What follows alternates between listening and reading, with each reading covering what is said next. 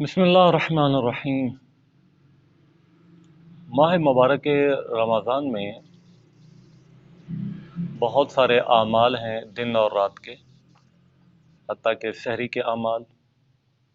एक अमल जो इस मुबारक महीने में फ़र्ज़ है वो है रोज़ा।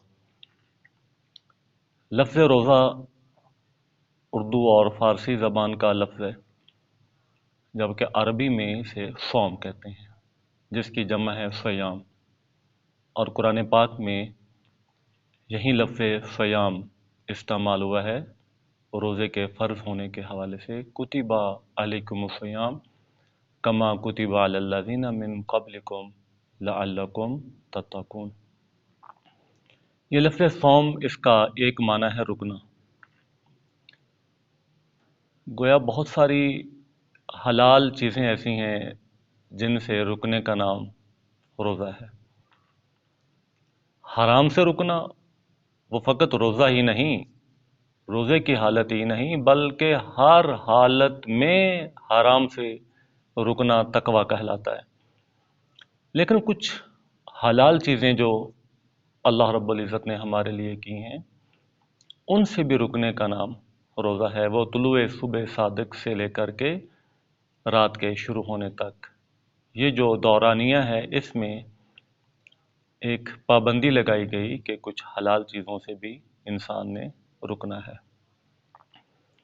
खुद ये रोज़ा रखना मुसलसल कमरी महीने में या 29 रोज़े आएंगे या 30 रोज़े आएंगे।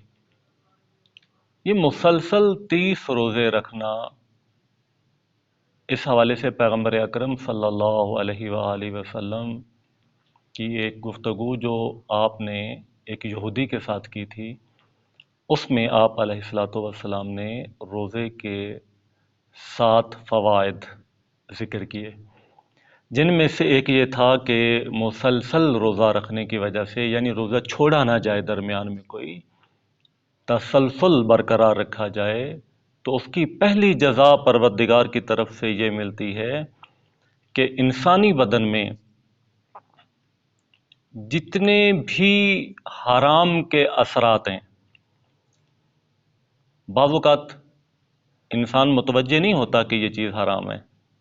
दीनदार लोग मुतवज्जे होते हैं, वो बहुत सारी हराम चीज़ों से परहेज़ करते हैं, ममनुआ चीज़ों से परहेज़ करते हैं, हत्ता कि मकरूहात से परहेज़ करते हैं।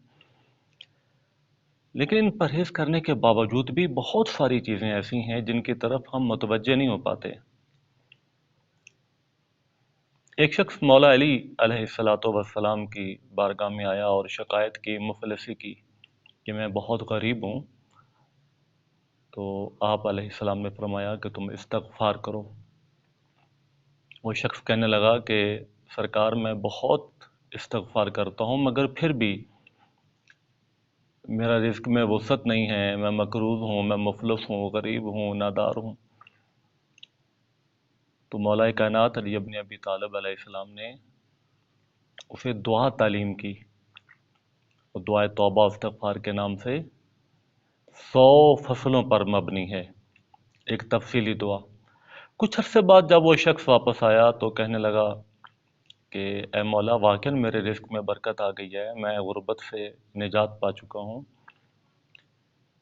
वो कहने लगा कि सरकार, इस्तग़फ़ार तो मैं पहले भी करता था, लेकिन अब जो आपने तरीक़ाकार इस्तग़फ़ार का बताया, इसकी वजह से ये बरकत क्यों? तो मौला अली ने जो चीज़ें उसके सामने वज़ाहत की, उसका मफ़हूम ये है और ख़ुलासा कि तुम इस्तग़फ़ार तो करते हो, लेकिन बहुत सारे गुनाह ऐसे हैं जिनकी तरफ हम मुतवज्जे नहीं होते। मसलन बहुत सारे गलत अमूर ऐसे हैं जो हमें गलत लगते ही नहीं, लिहाजा हम उनके हवाले से इस्तग़फ़ार भी नहीं करते। एक अमूमी ज़हन हमारा ये बना हुआ है कि कोई बड़ा गुनाह हमसे सरज़द हो जाए तो फिर हमें एहसास होता है कि हमें इस्तग़फ़ार करनी।